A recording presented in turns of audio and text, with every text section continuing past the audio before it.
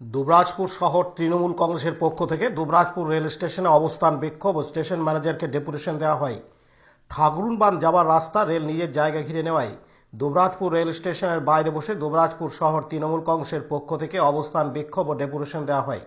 তাদের অভিযোগ, দীর্ঘদিন ধরে দুবরাজপুর পৌরসভা এলাকার বেশিরভাগই দুর্গাপুজোর দোলা আনা এবং দোলা বিসর্জন করা হয় এই ঠাকুরুনবান থেকে। সেই রাস্তা রেল ঘিরে নেওয়ার ফলে দুর্গাপুজোর দোলা আনা এবং বিসর্জন করা অসুবিধা হয়ে পড়বে। অবস্থান বিক্ষোভের পাশাপাশি ডেপুটেশনে দেওয়া হয় দুবরাজপুর শহর তৃণমূল কংগ্রেসের পক্ষ থেকে।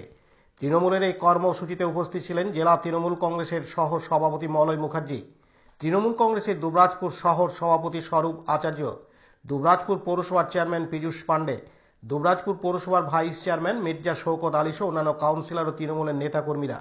এছাড়াও এই বিক্ষোভ কর্মসূচিতে অংশগ্রহণ করেছিলেন দুবরাজপুর শহরের বেশ কয়েকটি দুর্গাপুজো কমিটি। অবস্থান বিক্ষোভে বক্তব্য রাখতে গিয়ে দুবরাজপুর পৌরসভার ভাইস চেয়ারম্যান মির্জা শওকত আলী হুমকি দিয়ে বলেন, দুবরাজপুর শহরে একজন বিজেপি এমএলএ আছেন, দুবরাজপুর বিধানসভার বিধায়ক। ওনার কিন্তু কোনো নরণচরণ নাই, উনি দেখতেও পাচ্ছেন না। দুবরাজপুর শহরে প্রায় 50টি পুজো কমিটি ওখানে দোলা নিয়ে আসে এবং দোলা বিসর্জন দেয়, তার সত্ত্বেও ওনার কোনো হেলদোল নেই। অন্যদিকে দুবরাজপুর পৌরসভার 16 নম্বর ওয়ার্ডের কাউন্সিলর মানিক মুখার্জি বক্তব্য রাখতে গিয়ে বৃহত্তর আন্দোলনের ডাক দেন। দুবরাজপুর পৌর এলাকায় বহু পুকুর ও ডোবা বুঝিয়ে ফেলা হয়েছে বা এখনও বোঝানোর চেষ্টা চলছে, সেখানে কিন্তু এইসব নেতাদের কোনো বক্তব্য শুনতে পাওয়া যায় না বলেই মনে করছেন অনেকে।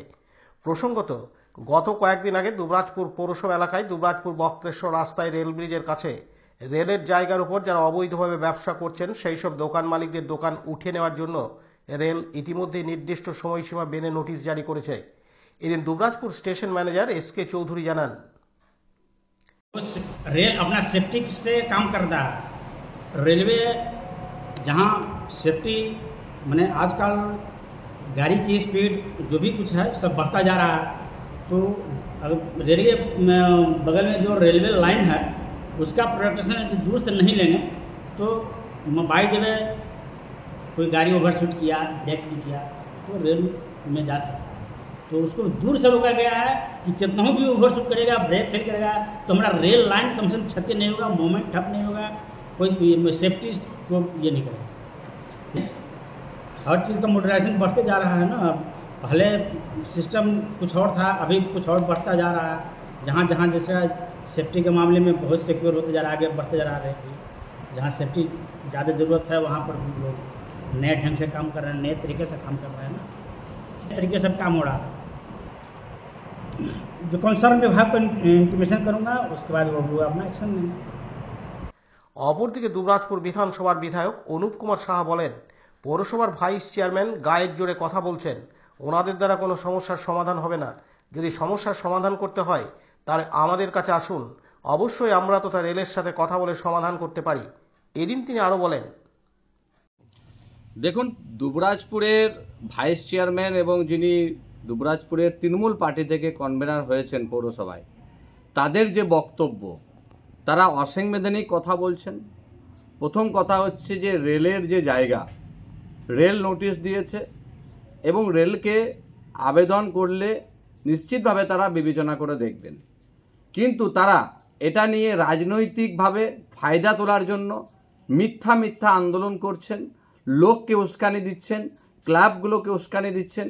ক্লাব কর্তৃপক্ষ বা কোনো পুজো কমিটি তারা যদি আমাদের কাছে এসে থাকেন বা রেলকে যদি তারা পূর্ব ঘোষিত কোনোভাবে যদি জানিয়ে থাকেন, নিশ্চিতভাবে সেটা সমস্যার সমাধান হতে পারে।